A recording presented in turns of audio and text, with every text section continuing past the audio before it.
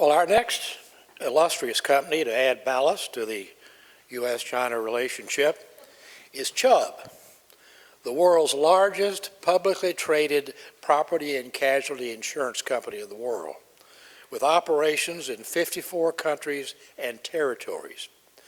Chubb's history in China dates back to 1792, when a predecessor company, the Insurance Company of North America, began providing insurance protection to the pioneers of trade between one of the first U.S. insurance companies to pioneers of trade in the China trade at that time. It was one of the first U.S. insurance companies to officially conduct business in China.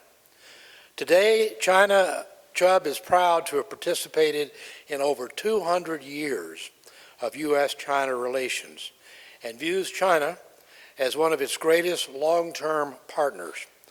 Chubb has branch offices in Shanghai, Beijing, Zhengzhou, and Guangdong. Evan Greenberg, chairman and CEO of Chubb, is personally committed to U.S. China relations through his service as chair of the U.S. China Business Council and vice chair of the National Committee on United States-China Relations, which is dedicated to improving knowledge and understanding of China. Accepting the award on behalf of Mr. Greenberg is Mr. Joseph Wayland, Executive Vice President, General Counsel, and Secretary of Chubb Limited. Mr. Whaley is responsible for the company's global legal affairs and also oversees its compliance with regulatory, government affairs, and global security functions. Prior to joining Chubb, Mr. Wayland had a distinguished tenure with the United States Department of Justice. So, Mr. Wayland, if you would come forward and accept this award on behalf of Chubb.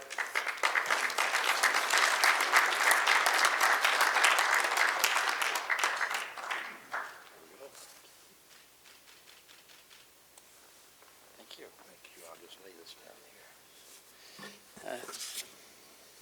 here. Thank you, Ambassador Sasser. Thank you, distinguished guests, and congratulations to other award winners tonight. We're absolutely honored to be among the honorees tonight. Ambassador Allen and the Merck Corporation, absolutely deserving of the award. You know, I was struck by the reference to ballast, and everyone's picked up on it, and I want to pick up on it for a moment too. You know, one thing that civil society needs as ballast is men and women of goodwill who are willing to bring analytical rigor, an open mind, a willingness to listen, and a willingness to compromise in order to bring people together, to bring countries together, and to cross boundaries.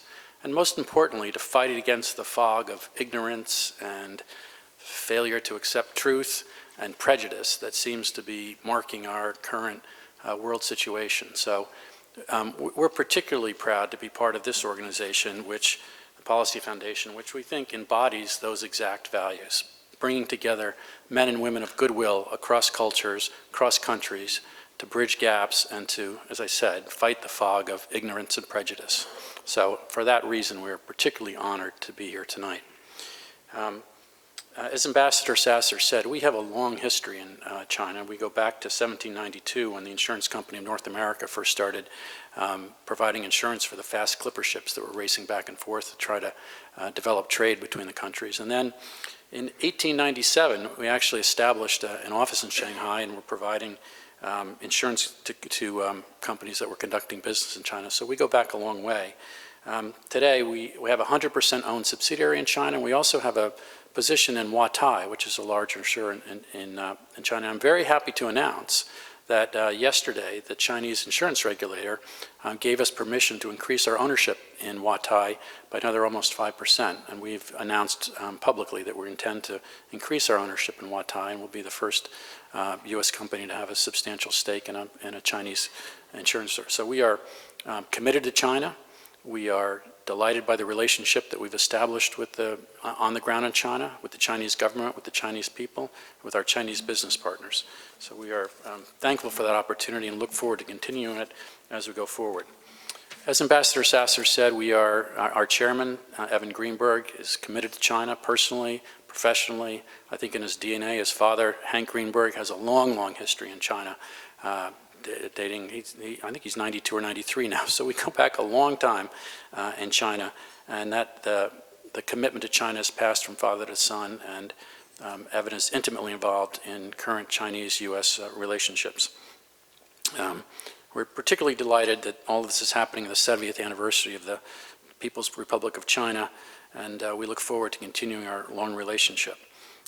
Together we can solve many problems. Men and women of goodwill can work together, and we think there's no reason why, if men and women of goodwill come to the fore, today's problems can be solved. Thank you very much.